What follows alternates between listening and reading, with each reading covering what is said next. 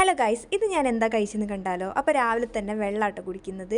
പിന്നെ നമുക്ക് ഗോതമ്പ് ദോശയും ചിക്കൻ പാർട്സും ഉണ്ടായിരുന്നു, പിന്നെ ചായ ഉണ്ടായിരുന്നു കേട്ടോ. അപ്പോൾ ഞാൻ നീയക്കുട്ടിയും കൂടെ അത് കഴിച്ചു രാവിലെ. പിന്നെ നീയക്കുട്ടിനെ ട്യൂഷൻ വിട്ട് വന്നപ്പം സംഭാരം മേടിച്ചിട്ടുണ്ടായിരുന്നു, നല്ല ചൂടല്ലേ. അപ്പോൾ സംഭാരം കുടിച്ചത്, സംഭാരം അടിപൊളിയെന്ന് കേട്ടോ.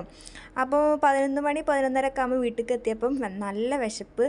അപ്പോൾ ചോറും രാവിലത്തെ പാർട്സ് കറിയും അച്ചാറും സംഭാരം കൂട്ടി കഴിച്ചേ. നല്ല രസമായിരുന്നു കേട്ടോ സംഭാരം കൂട്ടി കഴിക്കാൻ.